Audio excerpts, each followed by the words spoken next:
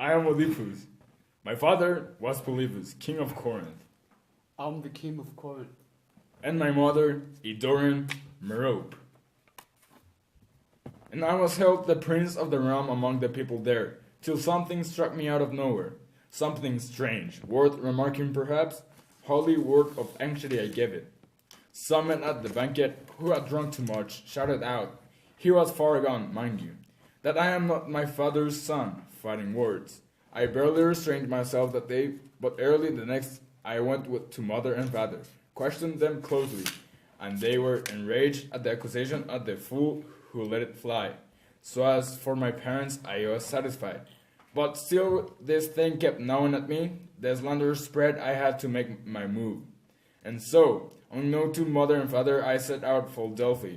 And the god Apollo spurred me, sent me away to deny the facts I came for. But first, he flashed before my eyes, future great with pain. Terror, disaster, I can hear him cry. I am Apollo, and I will tell you your future. You will father to couple with your mother. You will bring a breath of children into the light no man can bear to see.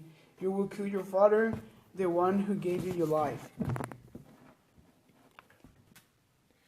I heard Aldot Ren abandoned Corinth. Okay, so now we're presenting Sir Gawain and the Green Knight. The knight leaped down from his horse and handed the great axe to the king. While Arthur swung it to test its weight, the tall knight waited calmly. He tossed off his cloak with no sign of fear.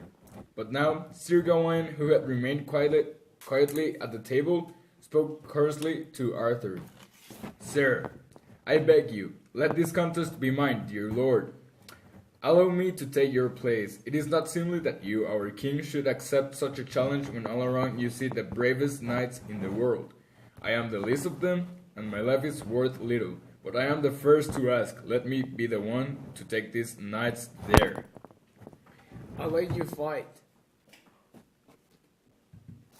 The knight in green bent and pulled his long hair forward over his head. Gawain gripped the weapon with both hands and raised it high over his head. He leaned forward on his left foot and swung the axe down with such force that it went straight through the neck and bit into the floor. The Green Knight's head fell to the ground and tumbled forward the high table, where kings and ladies threw back in horror as it rolled. Yet the bleeding, headless body did not fall. The green man stood up, walked briskly over his head, and picked it up by the long hair.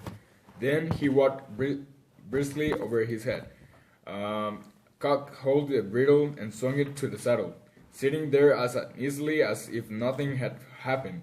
He held up the head. He held up the head, turning it to face the high table. It opened its eyes and spoke. Gawain, remember the promise you made before your king and this company. I am the knight of the Green Chapel.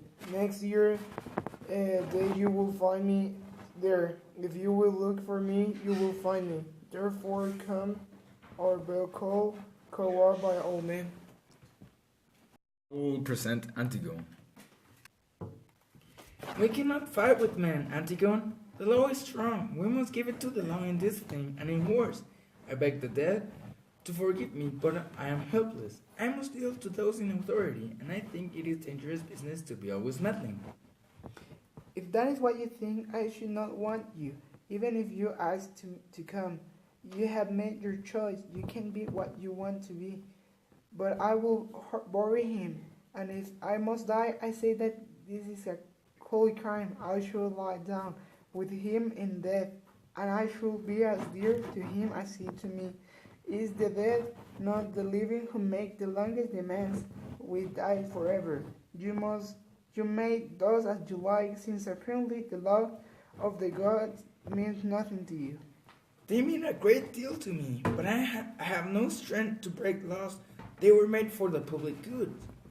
That must be your excuse, I suppose. But as for me, I will bury the brother I love. Antigone, I am so afraid of you. You need to be. You have yourself to consider, after all. But no one must hear of this. You must tell no one. I will keep a secret, I promise. Oh, tell it. Tell everybody. Think how they hate you when it all comes out. If they learn that you knew about it all the time. So fiery. You should be called with fear. Okay, so now we're presenting Le Mort d'Arthur. Okay, so Merlin and Arthur went to the well, and when they arrived, they found King Pellinore seated outside his pavilion. Arthur said, "Sir, it will seem that no knight can pass this well without your challenging him. That is so. I have come to force you to change this custom of yours, so defend yourself." So basically, Arthur and the King Pellinore were fighting. They were both died, and then at the third fight, King Pellinore had an advantage with Arthur. They fought until both collapsed from pain and exhaustion. Their armor was splintered and the blood flew from their wounds. They fought again until Arthur's sword broken off his hand.